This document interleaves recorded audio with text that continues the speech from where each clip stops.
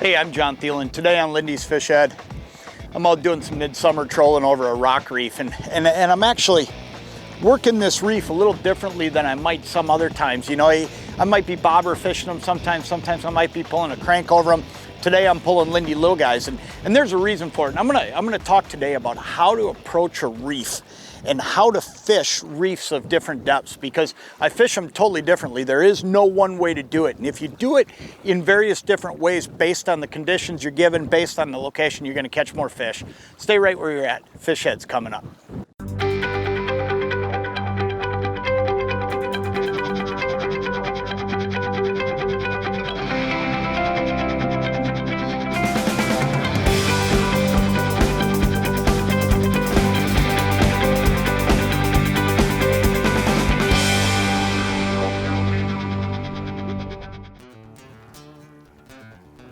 When I approach these mid-lake structures, you know, pretty much any mid-lake structure, but especially rock piles, the first thing I do is I'll look around the outside. Now, don't get me wrong, if there's fish up on top, I want to catch those fish because I think they're the most active. But what you got to remember with a rock pile is a lot of times the fish will just meander around the outside. They'll eat while they're out here, but then they'll go up and they'll spend a short amount of time up there eating, and they'll come up in different cycles. But out here around the edges, like right now, I'm in 25 feet of water and there's fish on the graph. These fish are out here because they're relating to that rock pile. So the first thing I do when I get here is I drive the outside edge. I'll circle it and I'll put a couple rings of circles around it, working my way out to find exactly where I'm seeing the fish. If I don't see the fish circling around it, then I'm gonna go up on top and look. But when I go up on top to look, I'm most likely just gonna go up there and fish because I don't wanna spook them and, you know, scare them off the top. So I'll start on that outside, look around. If I see the fish, I'll fish them. If I don't, I'm pretty confident they're gonna be up on top, and then I'm gonna go up there and actually fish it, whether I'm pitching, whether I'm pulling over the top of it, but I know I might only get a few shots at it. So that's why I approach it in that order. There he is. Right when I set it down, screen is loaded right now with fish. Kind of found a pot of them here, and I'll go back and forth on these fish now over and over. So I think these fish here that I just graphed and that I just hooked up on, these are better ones. And I could tell on the graph when I saw this fish that he was a better fish. He's right in between two little spots on this reef where it comes up. Oh yeah, this is a better fish. Right in between two spots on this reef where it comes up a little bit shallower. And fish like this one right here, he's set up right there because he's eating nearby. Great walleye. Look at that. That's exactly what we're after. I want to show you one of the keys to how I'm fishing this spot, because, you know, as important as it is to finding the spot, it's equally important to be able to fish the spot effectively. If you're not fishing a spot effectively, it doesn't matter how many fish are there, you won't catch them. Because ultimately, you've got to be able to put your bait in the right place. And you got to be able to keep your bait there for fish like this to have an opportunity to see it and be able to attack it. And here's the thing. A lot of times you'll see me when I'm pulling baits, when I'm pulling spinners, maybe it's little guys, when I'm moving fairly quickly like I am right now.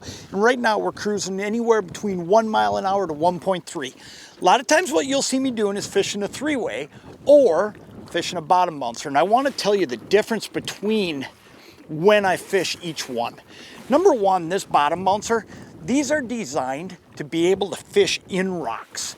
If I can actually get through rocks without getting hung up, I can get my bait to the fish. If I'm getting hung up all the time with the weight, there is no way that I am going to be able to get the bait to the fish. Because let's face it, the business end back behind your weight is the most important part, you like to think. But you got to be able to get the bait to them. And you got to be able to do it with a weight system when you're pulling a spinner or something like this little guy that'll allow you to get through where you're going. So here's what I do.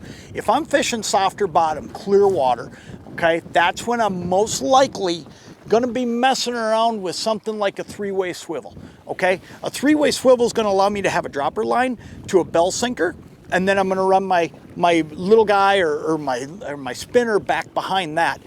I can do that because I'm not going to be in a snaggy situation. And what that is just a little bit more subtle deal. I go to a bottom bouncer though when I'm messing around with situations like this. When I'm in rocks, when I'm in anything sticky, I'm going to fish this. But here's the key to fishing this bouncer. I don't drag it. I'm actually going down, finding bottom, and lifting right back up. The idea behind the word bottom bouncer is when you do come across a rock, this needle's gonna bang off that rock and not get hung up. So hold it just above bottom, but that's how I make that decision. If I'm on soft bottom stuff, soft bottom structure, then I'll fish that 3-way. If I'm on anything sticky like the rocks I'm on today, I'm gonna fish this bouncer. There he is. Saw these fish, knew I was gonna get this bite. These fish were set up perfect. I mean, just perfect. This is a good one too. We're gonna slow down a little bit here because it's a good fish. Set up just perfect right off of that lip.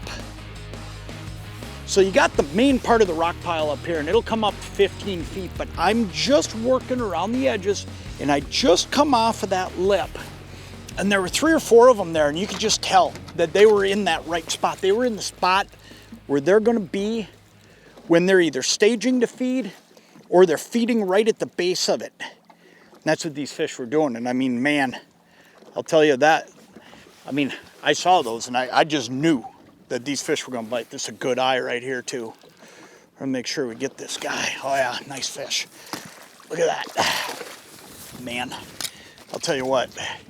That's what's great about when you get to this time of the year and you're fishing these spots that are out into structure, or out into the lake a little bit, but still structure orientated, because what you can do is you can really zero in on where they should be. But on the other side of the coin, it's not just that, it's also that they're so aggressive because they're only out here to eat. You know, these fish, they'll live out here as long as there's bait out here. And they get out here with one thing on their mind, and that's eating. Let's get this guy out of there. Look at that. What a great eye. I want to show you what I'm using because that's a big piece of why we're having the success we're having here today. You know, when you're fishing a rocky area, number one, and most importantly, I want to move a little bit quicker because I want to be able to consistently keep my bait up above bottom. And if you watch me fish, I spend a lot of time stopping my bait. What I'm trying to do there is 2 things. One, I'm trying to make sure I got that bottom contact, but number 2, I'm also getting those fish that are swimming along, following it, and those fish that might be laying right here that all of a sudden see it coming by and that stop is a trigger. So what I want to fish is a bait that's going to stay up. And this Lindy Lil'Guy will stay up because this body floats. So even if I'm in this snaggy stuff, when I stop that bait by setting that bouncer down, this bait is actually going to rise just a little bit versus falling down into the rocks like a spinner would. And that's what makes a bait like this so effective. Make sure when you're picking a bait to fish, when you're fishing this snaggy stuff, when you're fishing these rocky areas, make sure you're picking something that's going to stay up above the fish. Bottom line, man, I'll tell you what, a bait like this that you can cruise along, you know, use a little bit of speed to stay up, and then also be able to stop it and have it just hover there is just deadly in these spots. There he is. Put that one in the rod holder. You gotta like that. Every now and then, I just set it down to give my arm a little bit of a break, you know, dragging that 1.5 ounce bouncer around all morning. Get a little tough on your wrist. And this fish snapped it. Man, I'll tell you what, this feels like a pretty good one too. I slid out here a little bit further off the edge. There's fish scattered all around this rock pile. I'll tell you what, this is some of the funnest fishing you'll do. When you get on structures like this, where the fish get themselves congregated, and you can get yourself in a position where, oh yeah, nice eye to finish up our day. But you can get yourself in a position where fish like this one right here, they're just eating, and you are on the exact spot where they are eating.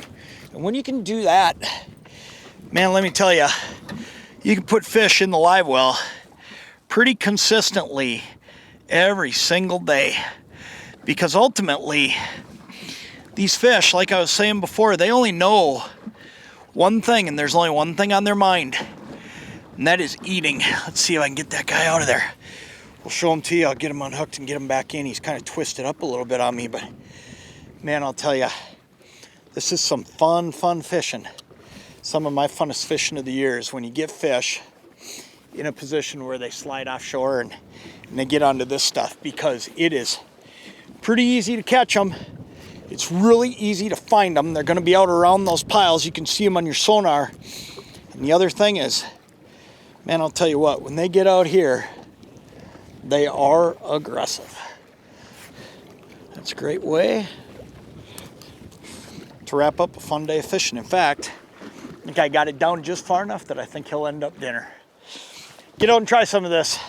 I'll tell you what, it's awesome, it's fun, and it's a consistent bite that takes place across the Midwest every single summer.